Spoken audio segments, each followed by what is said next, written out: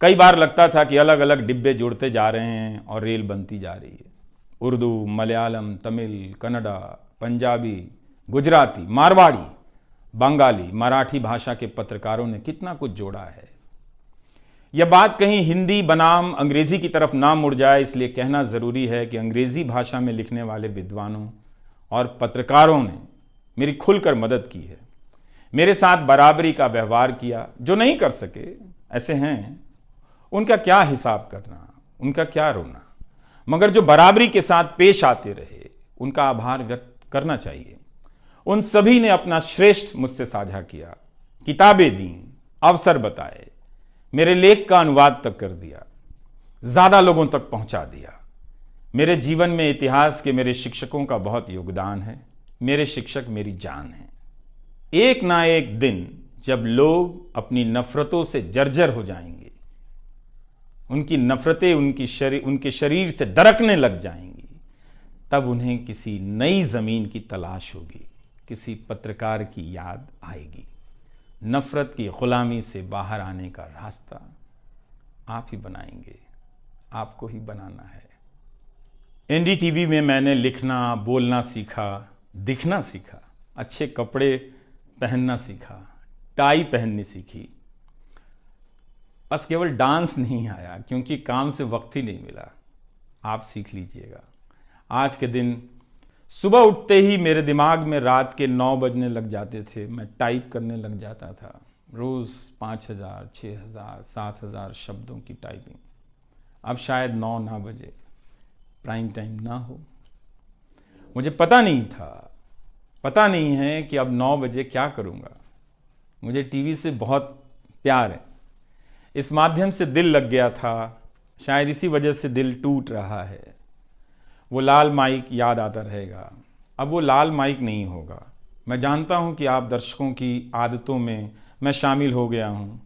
आप काफ़ी तकलीफ़ में थे कि मेरा क्या होगा, मैं क्या करूँगा, मैं प्राइम टाइम क्यों नहीं कर रहा हूँ।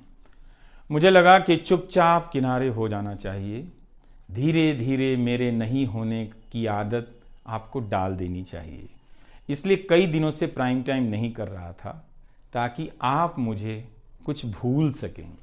मगर आप हैं, मानते ही नहीं। हर रात 9 बजे के बाद मैसेज करने लग जाते हैं कि कहाँ हो, बीमार तो नहीं हो, सब ठीक तो है, एनडीटीवी में क्या चल रहा है, आप अच्छे हैं। तो भारत का एक डरा हुआ पत्रकार मरा हुआ नागरिक पैदा करता है।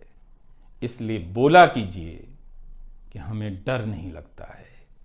आप उस देश के नागरिक हैं जिसने नंगे पांव ब्रिटिश साम्राज्य को घुटने पर झुका दिया। कोई कारण नहीं कि मैं आप पर भरोसा ना करूं कि एक दिन आप गोदी मीडिया की इस गुलामी से बाहर आएंगे। आएंगे आप हमेशा इस गुलामी में नहीं रह सकते। इसकी गुलामी से आपको लड़ना ही पड़ेगा।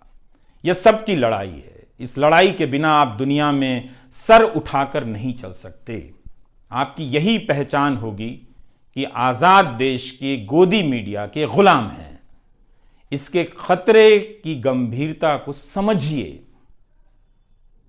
कानून की आड़ में अब अधिकार कुचले जा रहे हैं, अभिव्यक्तियों को रौंदा जा रहा है, ताकि सारे अवैध काम वैध नजर आए। इस समय मेरे रास्ते निश्चित नहीं हैं। निश्चित हैं तो सिर्फ हौसला है। उसका भी क्या भरोसा, कभी आसमान में होता है, कभी पाताल में।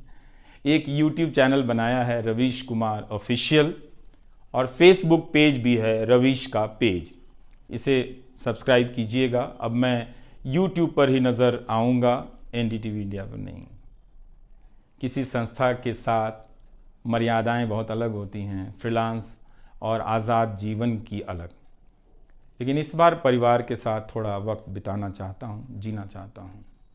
मैंने इस्तीफ़ा दे दिया है। नमस्कार, मैं रवीश कुमार अब आपको उस चैनल पर सुनाई नहीं देगा। नमस्कार, मैं रवीश